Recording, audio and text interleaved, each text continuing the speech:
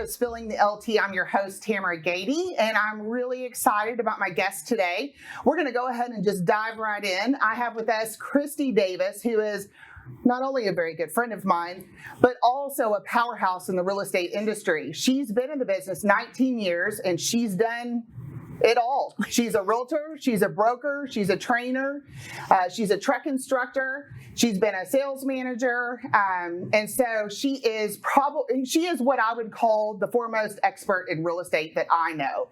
And I have a lot of people that agree with that as well. So I put the pressure on her today. But she has a very exciting announcement, and then we're going to kind of dive into why I brought her here today. And so let me go ahead and get her introduced to you. Kristi, welcome. Thank you. Glad to be here with you. I'm so glad you're here with me today. And we've been waiting a long time to make this announcement because I've known about it long before it ever went public. Okay, so let's make the announcement today. Let's tell everybody what you're doing now. All right. I'm super excited to announce that I am starting my own business.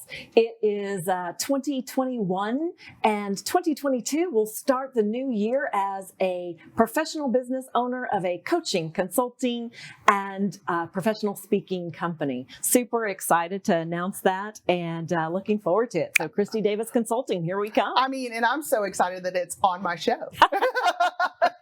Because I can't tell you how many people have been asking me, what's Kristi doing? What's Kristi going to be doing? What's Kristi going to be doing? And so, I don't think that it was really a secret, but you didn't really have you hadn't really made a formal announcement yet. Right. So excited about that. Can't wait to see all the things that you're going to roll out. So let's talk about this, because I know that very high producing individuals have coaches, mentors, they're reading books on how to improve themselves. So let's talk about why somebody needs a coach. What does a coach do for them, and why does someone need one? Well, when you ask that question, somebody needs a coach in almost all areas of their life, or a mentor. And those that are successful in any industry, whether it's the president or the CEO of a company, or it's a mid-level entry position, has some form of a coach or a mentor each and every day, each and every quarter, each and every year. And they grow through that process. So a successful agent, in order to stay on track, to have relevant ideas, to bring their mindset back together during challenging times, during great times, utilizes that coach to leverage their game, their business, their productivity, and their execution. So let me kind of dive into this a little bit, and I'm going to share a personal experience of mine.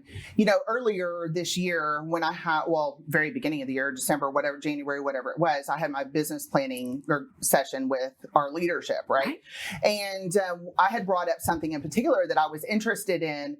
I wanted to connect with other me's and other places that were doing more than me, so I could learn about the processes and things like that. Well, Fidelity, and I'm going to fast forward because it's not about me here, but Fidelity has a coach. Her name is Lisa Crown. She's amazing at what she does. And they connected me with her elite coaching program. Yeah.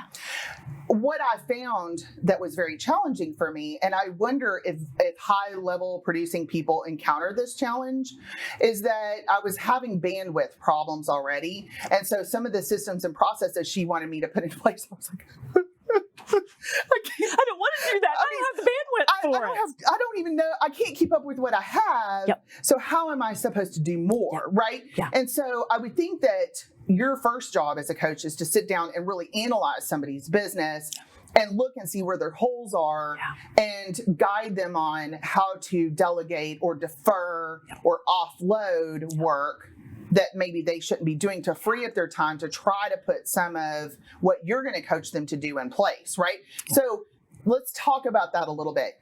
What's your first step? You get in, you look at the mechanics of their business, right? Twofold. One, we look at what their business is currently, what they're doing that's already successful, and where they're falling short in. The third part is we've got to know their vision.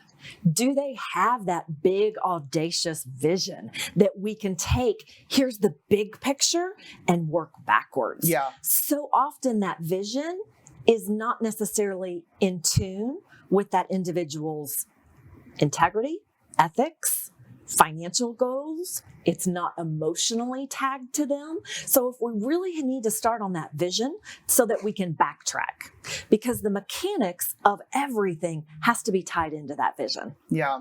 And so your vision, I mean, we kind of sat down, you helped me with my business planning this year, which provided me a lot of insight of what you're particularly going to be doing. But it also made me think about some things that I don't normally think about. And that's what business planning is all about. I've already talked about one of those things, like what's your superpower? I talked about that in one of our previous podcasts. But, I feel like sometimes people, we talk about balance a lot, and we all laugh because what the heck is that? We're balancing, not balance. Right. And Bob has a different term for it. He doesn't even like to say balance anymore. He says something else. But anyway, it basically all comes down to time management, right? So, if someone has a family or someone has kids or someone has some aspirations to do something outside of their business, I would think that that's also part of the conversation is how do you grow outside of your business? 100%. Because if it's that component. I was coached by Buffini and Company I'm still coached by Buffini. So somebody that has a professional coaching company now is still coached by an outside source. It's important to me. So working on all of those circles that make you a whole person, your business life or just your personal life does not complete you. And if one is struggling, the other is certainly going to fall short too. So why do you say that? Well, so if you're having stresses in your personal life, whether it be financial, whether it be health, whether it be relationships, it's going to follow suit in some level in your business life. Whether it be that you overcompensate and spend all of your time in the business life and that personal life continues to struggle. You're not talking to me. Or you go into it and you're just making the motions in your business. You're not giving it your all. You're not satisfied. You're not having that emotional connection with your business because something in your personal life is struggling. So they tie in so much to one another. So having those goals and that vision for your personal life and having that goal and that vision for your business life and tying the two together is going to be really, really important, certainly as you grow in your stature, as you grow in your professionalism, as you grow in your career. So, part of what the background that you come from is working with Ebby Holiday Realtors and working with Compass. And those brokerages are very big in the sales manager, the office manager, coaching the agents within the brokerage. It isn't true for all brokerages, right? And so I think that's one of the things that makes Ebby and Compass unique was the fact that that's something they invested in was someone who could invest in their agent's business. Absolutely. So when, kind of looking back throughout your years of experience, how many of those very successful producers, do you have any idea of how many of them actually had a coach? I'm just kind of curious, how many people are investing in their business this way? I think we have ideas that it's much larger than it probably truly is. I would say probably that, I hate to use that term, that 80-20 rule. Okay. There's probably 20% of the agents that are investing in their personal coaching life, their personal life, their business coaching life. And some of them stay with it. I can use examples of agents that have been with the Buffini and Company coaching system for 20, 25 years. I can use Tom Ferry as he got involved in the coaching world, agents that have been coaching with him for 5 years, 7 years, 10 years. So they find value in that coach. And my idea of what I'm going to be doing with someone is complementing what they're already doing for the coaching world, because I'm not there necessarily to replace somebody. I'm there to complement and allow an agent, allow a team, allow a business, a brokerage to execute, because I think that that's far more often what agents are missing the mark on is they're not executing that plan. Right. They have this vision. They somewhat kind of write it down, but once they've done it in October or November, they're like, whew, I've done it. Thank goodness. I got it out of the way. I don't have to look at it anymore. Well, then they're going to miss the mark because they've not put tactics into that. They've not added anything into their daily activity. You talked about priorities, time management. I always say it's about priority management, not necessarily time. Okay, I like that. Because we all have the same amount of time. Sure.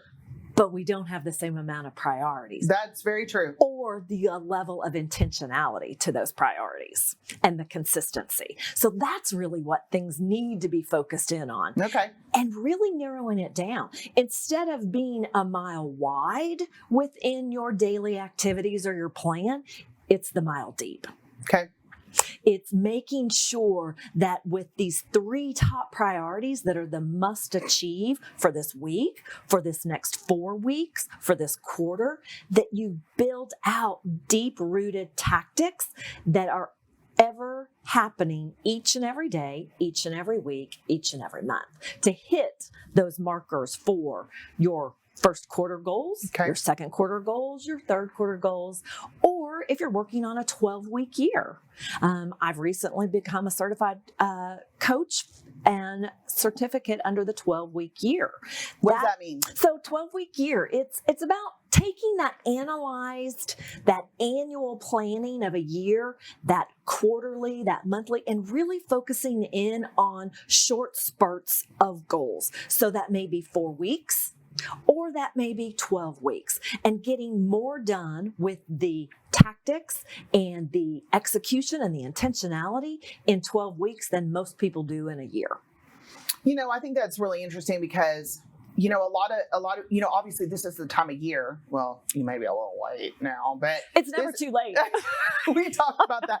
But this is the time of year where everybody's sitting down and really coming up with what their plan is going to look like for next year, right? Yeah. How they're going to strategize, how they're going to build their business, what their business is going to look like. And so, I've already done at least the number setting part of my goal. And now, we're diving into the strategy. I'm diving into the strategy part of it that we talked about. Which is the harder part, quite frankly. Well, I think that's interesting that you say that because it is overwhelming to try to put it into place. Yeah. That's the time that you need is the implementation time. Yeah. But I know that the plan that I'm going to put in place for servicing, for client retention and for gaining new clients is going to be successful because it's a proven way of doing it, right? It is adopted from the Buffini, the way that Buffini categorizes his clients. And, I did that. I did that before I knew it was that Buffini may or may not have come up with the program. So, I know that this is a way that works. And as far as servicing clients is concerned, it is overwhelming to me to carve out the time and sit down and actually implement the program. Yeah. But once it's implemented, there's some automation to this, where it isn't. Yeah. That's where the success happens. That's where the consistency happens, is creating daily habits in your business. We all have daily habits in our life, right? We don't think about brushing our teeth every day anymore, right? Yeah. When you were a small child, a toddler, your parents created that habit in you. So creating those daily habits in your business life and carving out and blocking that time to make that happen. And that's some of the most important things that you do in your business is those daily habits of staying intentional to those tactics, taking those tactics back to your vision and making sure that vision is still aligned emotionally and financially for what you're wanting your outcome to be. And I like that, that you look at it throughout the year, to see where things need to be tweaked, right? I think we all know, I don't know if they're, everybody's intentional about it, but we obviously do it because we're like, wait a minute, I don't have the, what month is it? And I don't have the commission check I'm looking for, right? And so analyzing those things throughout your year and having someone to keep you accountable to what your goal is. Or hold you capable. Hold you capable. Okay. New term today. Accountable? Doesn't that kind of sound negative? I just feel like it's a nag. Exactly. Nagging me. Exactly. What haven't you done yet, Tamara? So how about let's hold you capable to what you've already established are your goals and what's in your vision. Just a different tactic, just a different word. So there's, going to be a lot of new agents looking at this, and there's going to be, people that are at different points in their business. When should someone consider looking at a coach? Yeah. And obviously, I know that you're wanting to build your business. Sure. How does one interview a coach? Should one interview a coach to make sure they're a good fit? And what kind of questions should they ask? Yeah. Oh, good questions. So I have a questionnaire that I sent. If anybody is to ask me or engage with me about, am I the right coach for them? I have a questionnaire that asks some very pointed questions as to what their expectations are. Are they a reality? Are they matching? And what's their goals? Have they ever worked with a coach before? What did they like about their coach? What did they not like about their coach? Where did they fall short? Because you don't just get a coach, you work with a coach. Correct. And if you're not willing to put forth the time and the energy on your end, it's really hard for a coach to create you successful. It's really hard for a coach to make you work with them. So that, again, that goes back to, it's a nag. I don't like to be held accountable. We all say we want to be held accountable until we actually get it. But when should somebody think about getting a coach? Well, day one, right? When you started teaching, you didn't just sit down at a piano and start playing, right? Sure. You took lessons. Yeah. You had a coach as a piano instructor. So in the beginning, how about we create great habits in the beginning? How about we establish great, solid foundations for newer agents in the business, or somebody that is trying to reinvent themselves, change how they're working? Let's go in and create solid foundations in which you're to build upon. Sometimes an agent or a team is going to work with a coach for many, many years. Sometimes there's going to be a natural transition from one level of coaching to the next because you've stepped up your business or you're looking for something newer in the business. I've switched coaches along the way in my 17 years. I've been coaching with Buffini and Company for 17 years now. Oh my goodness. Yeah. I've changed coaches along the way. I don't have the same coach from the beginning because my business grew. I was an active listing and selling agent when I started with them. Then I became a sales manager. And then I transitioned from sales manager to a business owner in a different light. So I needed a different person with a different perspective that could help me through that. And so much of what many of the coaches are doing, sometimes it's mindset, methodology, and idea-based in coaching. Some of it is dragging or pulling what's already out in that agent or in that team to become successful. Others is it's performance and execution based. That's a lot of the piece that's really, really missing in our agents' business on a day in and day out basis. That execution piece. How do we prioritize? How do we execute on these goals that I've set now for the 4th year, or I've just changed it up just a little bit this year. It's a 20% increase, or it's a this increase, or I want to buy back my time. I want to leverage my time. Those are the components that a coach brings to the story, and it can happen, and it's going to be needed at any and every level of your business life. Yeah, I mean, obviously, you have to continuously analyze what you're doing, and there's a lot of intention that needs to be in your business, right? And so I think that, especially because the market's been so, we don't have a word for it, whatever you want to call it, bananas, insane, unprecedented, all of those are words. But and we've pivoted, and all of those things. We have all the phrases now for COVID. So, I think everybody just got in their car and stuck that sign in the yard and showed their buyer 30 houses and wrote 17 offers. And, it just, I didn't see as much ability to be intentional with how insane it's been since shelter in place lifted. So I think that's where, and everybody's fat and happy right now, right? Because they've made all this money. Everybody made some money.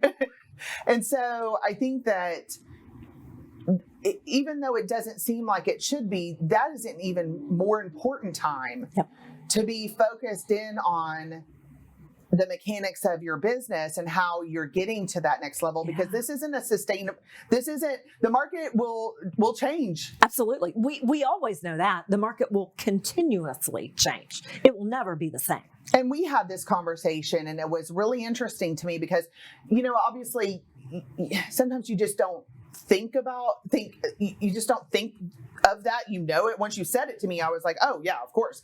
Inventory is going to be tight next year, which makes it difficult. I mean, it's still, let's not be mistaken about what we're saying here. Right. It's still a very great market. Absolutely. And we've seen increases. Yes. And we're going to continue to see increases. But it's also going to be tight inventory, which is going to make it difficult to continue to increase your business. Yeah. Because there just isn't going to be as much on the market to sell, right? There's not going to be as much to trade. Right. So I'm kind of just thinking out loud here, and my question's coming because I just thought it was a really interesting thing because, again, everybody's been so busy and been able to be so successful because there was so much franticness after shelter in place was lifted, and it continued on through this year, and it will continue on next year. But how do you get someone to, how are you helping those highly successful agents stop, take a look, tweak? Are they making time to do those things? Yeah. It's yes and no. I mean, it's a double-edged sword, right? Same thing. Iron sharpens iron. So when you are sharp, when you are at a successful level, it's time to dig into your business. You have got to step outside of the daily activities and really dive in and work on your business versus working in your business. And having that ability to have a coach, a mentor that can really help you set apart and set that time aside to say, okay, wait, this is really important because I was very successful to my benefit or without that plan or flying by the seat of my pants, whatever that looked like the last 2.5 years. But how do I make sure that I can sustain this and continue to grow my revenue, my inventory, my team, my financials, whatever that looks like for that individual? So it's about having that mindset and having that really successful ability to focus in on what's important to your business and have a coach that can say, okay, really, let's slow down for a moment and set yourself up to succeed. Because I had a lot of realtors that are exhausted. Yeah, absolutely. It's that intentionality. It's that consistency. It's that level of when an agent is the CEO of their business, right? Yes, they work for a broker. Sure. All of that component, but they're the CEO 100%. Of the bonus of that business. And when we talk about what that looks like, are you being the actual CEO of your business? Have you figured out a way how to delegate and work to your strengths versus your weaknesses and hiring to those strengths versus your weaknesses and making sure that, yes, I'm too busy. Yes, I'm too busy. Yes, I'm too busy. Okay, well, wait a minute. Mm-hmm. Oh, slow down.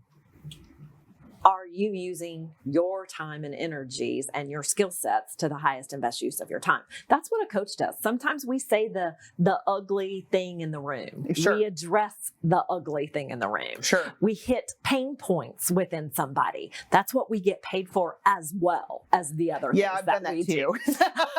An agent says to me, I want to do this. And I'm like, you're not ready to do that. You have to do this.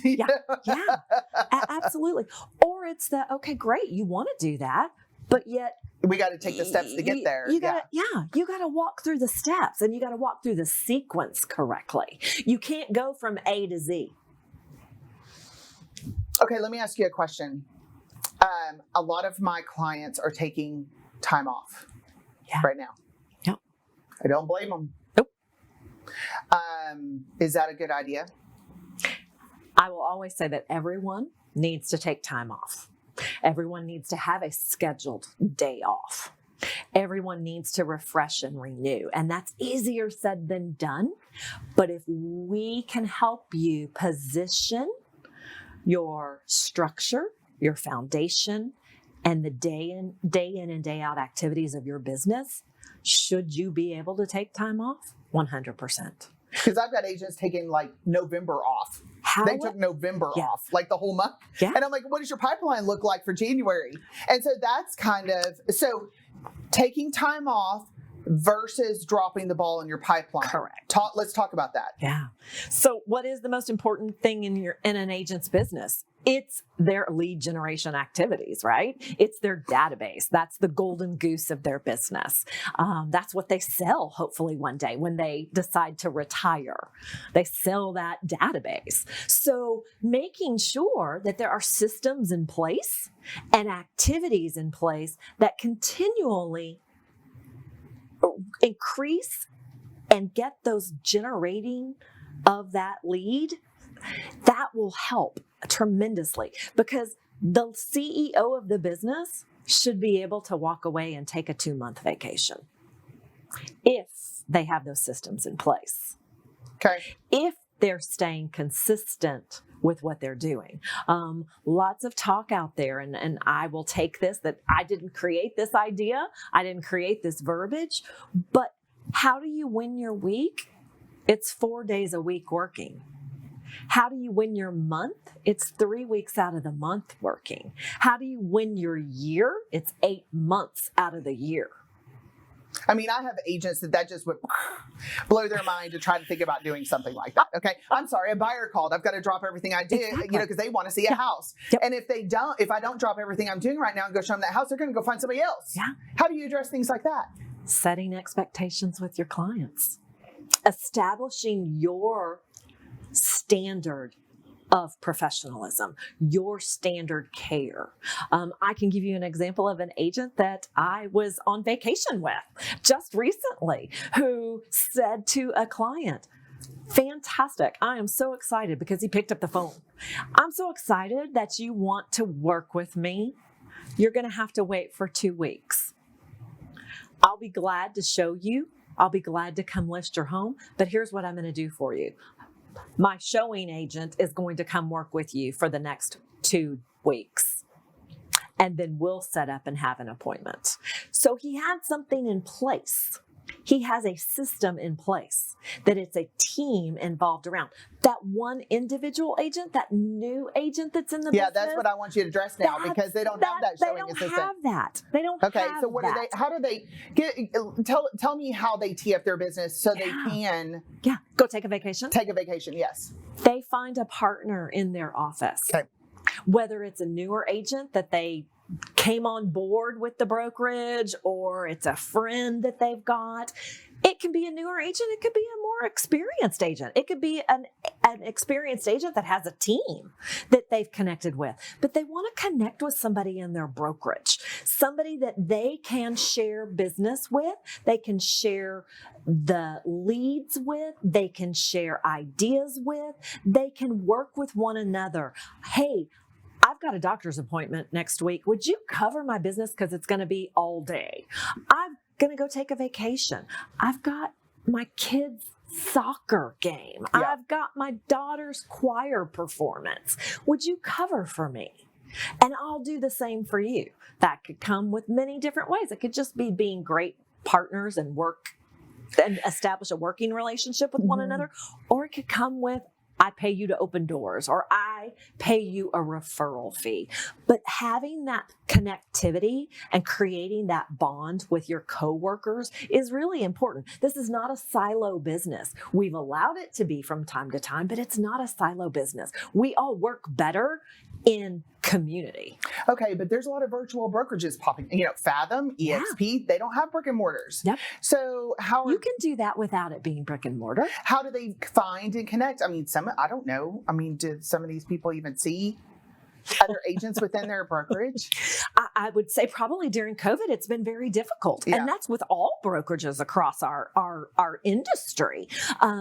But there's that connectivity. Reach out to your broker, reach out to your sales manager, reach out to somebody. I'm certain that you didn't walk into a brokerage and know 0 people when you started. Pick that brain of the person that you met or that helped recruit you to the brokerage. Who's somebody I can talk to? Who's my mentor? Most brokerages have some form of a mentoring program, or maybe that's reaching out to your title company, your trusted source. Hey, who's a good person that I could talk to, that I could go mentor with? Where can I get involved? Maybe that's getting involved at the local association. Maybe that's CCAR or MetroTax. Maybe that's getting involved so that you're surrounding yourself with like-minded people and that you're having those ideas shared and you can communicate and connect with one another. And maybe that in the very beginning of your business, you're not ready for a paid coach. You're not ready to do that just yet. Oh, there's so many expenses associated with being a new realtor. Absolutely. That's really, I think that would be a big ask. Yeah. Yeah. Maybe that's connecting in with that opportunity and learning what you can at no additional charge. Sure. At your brokerage or at the association level, through your title company, and connecting. But again, having those systems in place and creating those foundations, and that's having that partner in the business, whether they're an actual team member or they're just a person in your office or in your brokerage that you've connected with, that you two can build each other up along the way. I find it really interesting that you bring up the association because, you're still so involved in the association. Every time you're like, I'm on a new committee, I'm like, shocker. And I have pulled out of that just because as an affiliate, I feel like I've served my time. I may plug back in at some point. I have great love for a lot of people at the both associations that I'm involved with. But it was really interesting because I had a client reach out to me recently and said that he wanted some help for me creating some partnerships with new agents and having some bigger opportunities to grow his business. And he's a lender client. So I was really kind of thinking about, well, wait a minute. Okay. Lender clients want buyer's agents. Right. Title reps want listing agents. Right. So we're not pursuing necessarily the same kind of realtor. Right. And, and then also how, you don't think, you've been doing it for so long, you forget that this is how I started the business. And I started thinking about it. I was like, well, wait a minute. I'm not responsible. I don't need to feel responsible to raise up a new lender client, right? So I need to empower him and give him the tools and direct him in the way that I was directed by my mentor when I very first started in the business. And so, the That's conversation, that giving back. Well, and the pay it forward, right? It's of course I want to pay it forward, and because I had someone extremely generous with her time to help me plug in in the right way. And I was talking to my escrow officer who, it's our client. And I said, when I first started, I was the first one in the room and the last one out, and I went to everything. And if someone said it wasn't a valuable use of time, I did it anyway, because what's valuable to them isn't, necessarily valuable to me, and vice versa.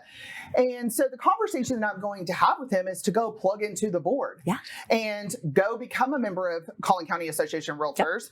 I don't know, you're not required as an affiliate to be a member of a board. So, not everybody is or even knows to go and do that, and go to new member orientation, and then go seek out, the affiliate forum committee at CCAR, and go look at TRLP and look at those kind of resources, because that's how I did it. Yeah, absolutely. And you built lifelong friendships and business partnerships. 100%. That way. I went down to Dallas to our Park City's grand opening, knew pretty much everybody in the room, hadn't seen them in years. Oh, okay, great. There's, so-and-so. And so. But they had neither, at least two.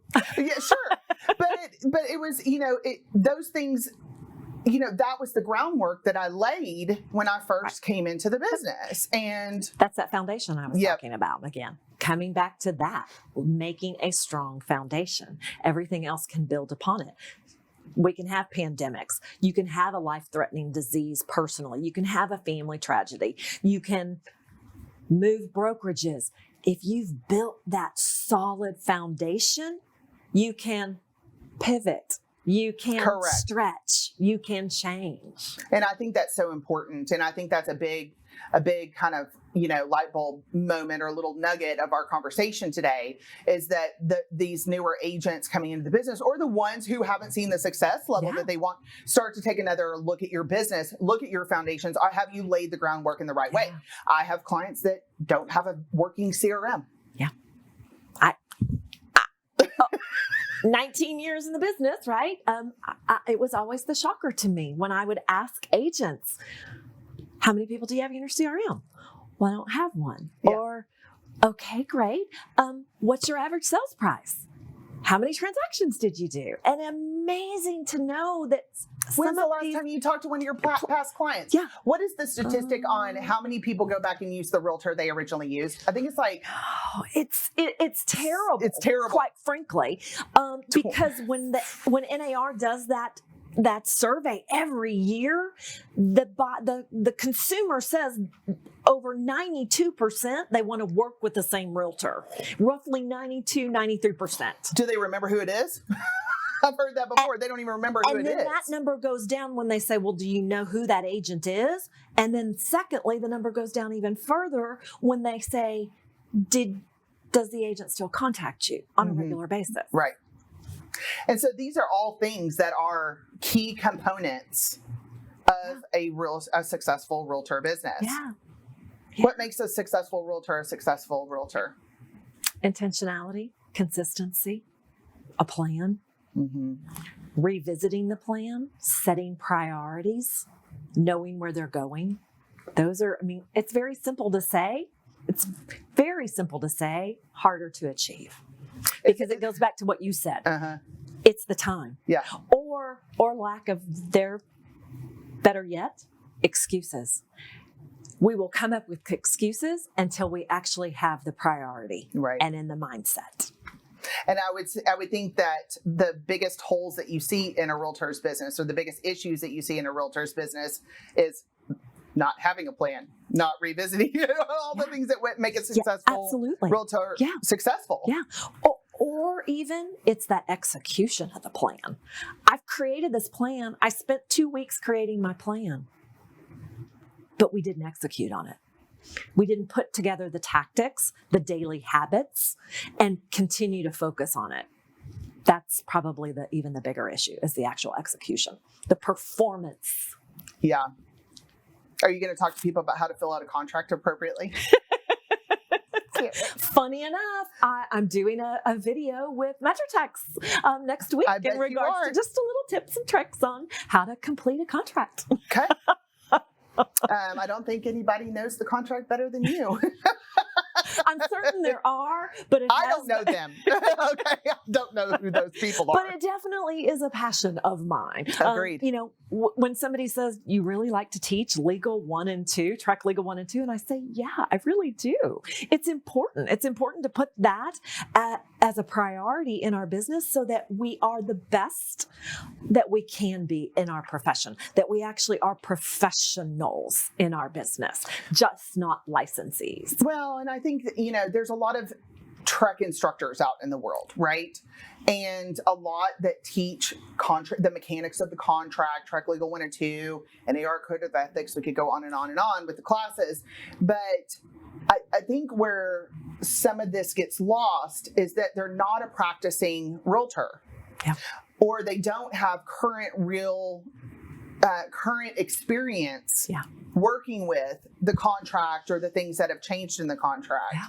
And so I think, I was really excited about you being an instructor and not associated with another brokerage, and so that I could bring you in, because I feel like your expertise, a lot of your expertise and what you're really good at is making sure that the guidelines of the contract, the spirit of the contract, how it should be, how it's supposed to be filled out, what the pitfalls are, how agents can keep themselves out of trouble, how they can write the most strategic contract. Absolutely. And the list just goes on and on and on.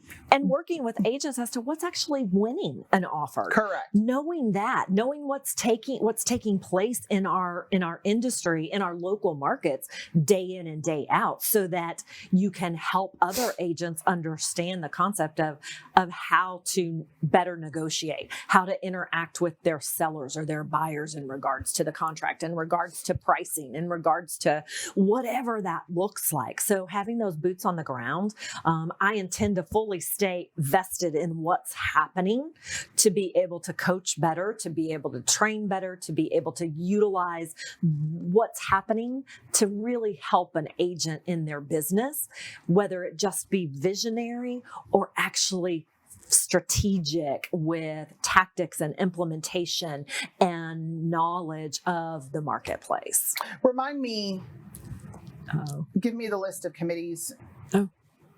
boards, Metrotex and TAR, and tell me what you're involved in right now, because I have a hard time always keeping up. Oh, goodness. That makes you such an expert in what you do. So I currently serve as a director at Metrotex Association of Realtors and the Texas Association of Realtors. I am currently the chair of the Forms and Contracts Committee at Metrotex.